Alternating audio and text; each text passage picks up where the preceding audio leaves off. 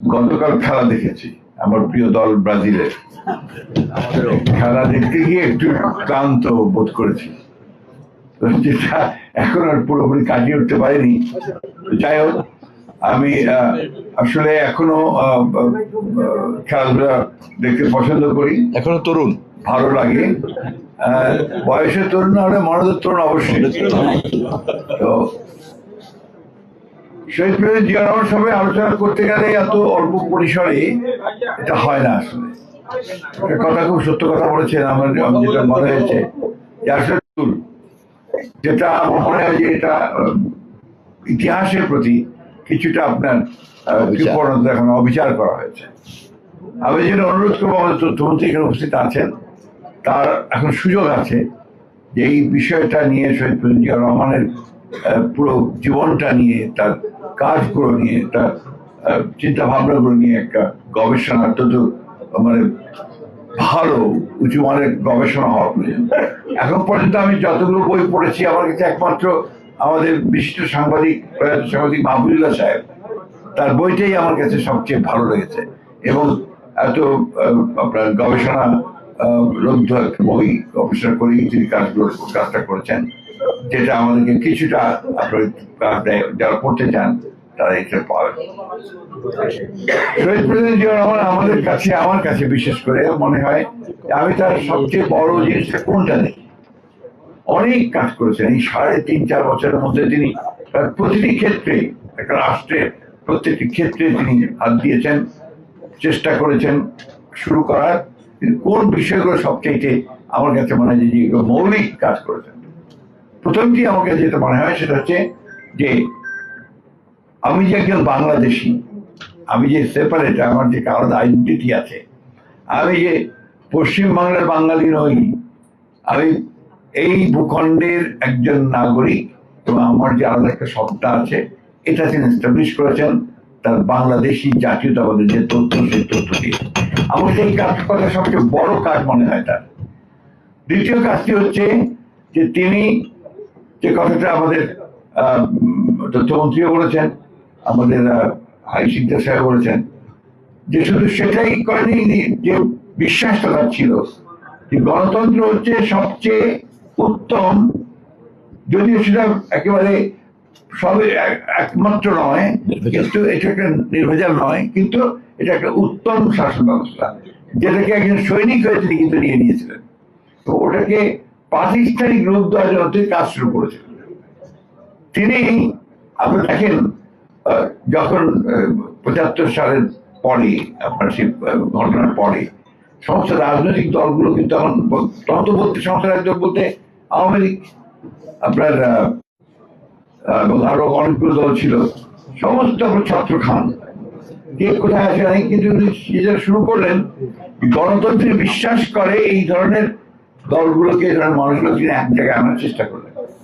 এবং এটা চেষ্টা করতে কিন্তু সকল আওয়ামী লীগের কাছেও তিনি গেছেন, আওয়ামী লীগকেও দেখেছেন, বলেছেন যে আসলে আমরা একসাথে কাজ করি।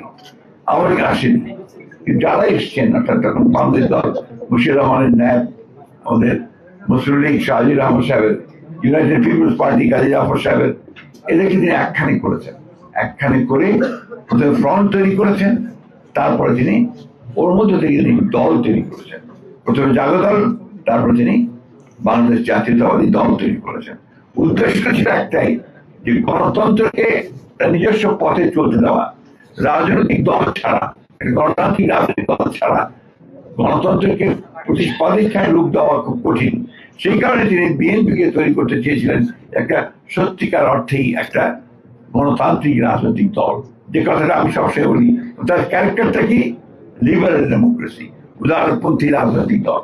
এটা কোনো রেজিমেন্টের রাজনৈতিক দল নয়, বা কোনো গোষ্ঠী ভিত্তিক রাজনৈতিক দল এটা। তৃতীয়ত, তিনি বাংলাদেশের অর্থনীতিকে টেনে উপরে তুলতে চেয়েছিলেন।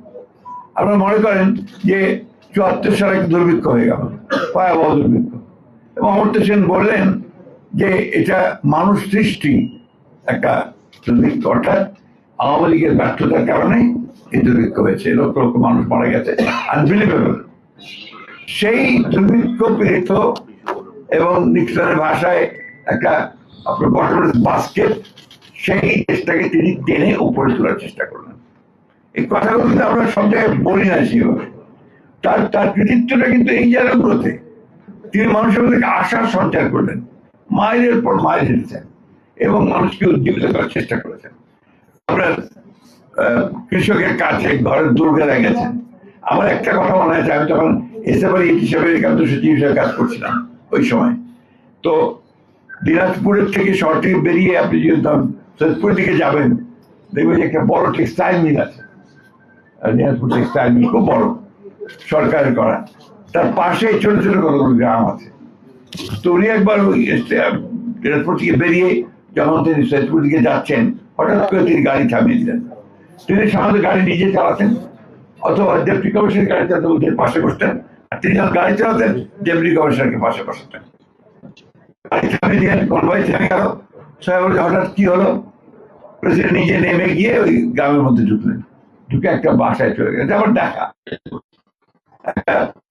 খুব একেবারেই দরিদ্র নয়, কিন্তু দরিদ্র হতে পারি। সে গিয়ে ঢুকলেন, ঢুকে তখন এই বাড়িতে সবাই তো পুরুষ মানুষ তার কাজে চলে গেছে, মানে চলে গেছে। একজন মা, সম্ভবত বৃদ্ধা একজন তিনি ছিলেন, এদিকে বৃদ্ধাকে গিয়ে বলেন যে মা আমি একটু পানি খাবো। পুরী তো প্রথমেই আপনার ঘাবড়ে গেছে যে এত মানুষ, এত পুলিশ, আর্মি, ঘাবড়ে গেছে। তখন একজন বলছে যে উনি দেশের প্রেসিডেন্ট, রাজা। তো তাড়াতাড়ি গিয়ে তার সেই আপনার যে গ্লাস, একটা নষ্ট হয়ে যাওয়া প্রায় গ্লাস, সেই গ্লাসে তিনি একটু পানি এনে প্রেসিডেন্ট পানিটা নিয়ে খেয়ে তারপর বললেন মা আপনি আমাকে শুধু পানি দিলেন? তো বুঝতে বলে যে বাবা আমার ঘরে তো আর কিছু নেই এখন। তো আপনি একটা পেঁপে গাছ লাগাতেন, তাতে আমাকে পেঁপে দিতে পারতেন। একটা পেয়ারা লাগাতে পারেন, গাছ লাগালে আমাকে পেয়ারা দিতে পারতেন। এটা মায়ের পর থেকে আপনি করবেন। এই যে একটা ঘটনা, এটা এক বিচ্ছিন্ন ঘটনা হলেও আপনি এটাই প্রমাণ করে যে মানুষকে তিনি কিভাবে জাগিয়ে তোলার চেষ্টা করেছেন।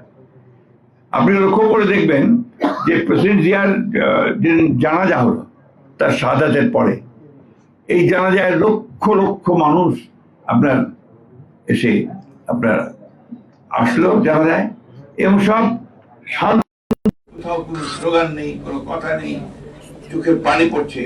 ভাই কেন? কারণ সাধারণ মানুষ।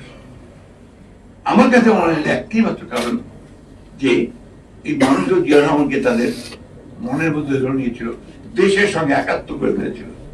সেই সময় টাইম ম্যাগাজিনে একটা ফিচার বেরিয়েছিল প্রেসিডেন্ট জিয়া রহমানের আপনার এই সাদাতের পরে ঘটনা নিয়ে। তো রিপোর্টার বলছে, আমার রিপোর্টার নামটা মনে নেই এই মুহূর্তে, যে তিনি যে একটা রিক্সায় চলেছিলেন, কারণ গাড়ি চালানোর সুযোগ ছিল না, রিক্সায় চলে, সেই রিক্সাটার পেছনে প্রেসিডেন্ট জিয়ার একটা ছবি কালো পোস্টারে লাগানো। তিনি সেই রিক্সাওয়ালাকে জিজ্ঞেস করছে যে তুমি এটা লাগিয়েছো কেন? বলছে যে এই লোককে আমাদের প্রেসিডেন্ট বলেছে।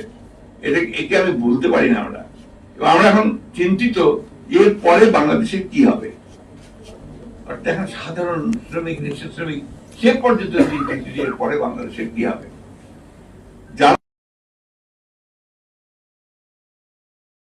দোয়া করছেন, দোয়া করতে গিয়ে তিনি যখন বললেন, দোয়ার মধ্যে যখন বললেন আল্লাহ বাংলাদেশকে হেফাজত করো, তখন কিন্তু গোটা জানাজা যে ক্রাউড, লক্ষ লক্ষ মানুষের ক্রাউড ডুকরে কেঁদে ফেলতে পারে। কারণ একটাই, যে বাংলাদেশের স্বাধীনতা সর্বত্র থেকে জিয়া রহমানের সঙ্গে তারা একাত্ম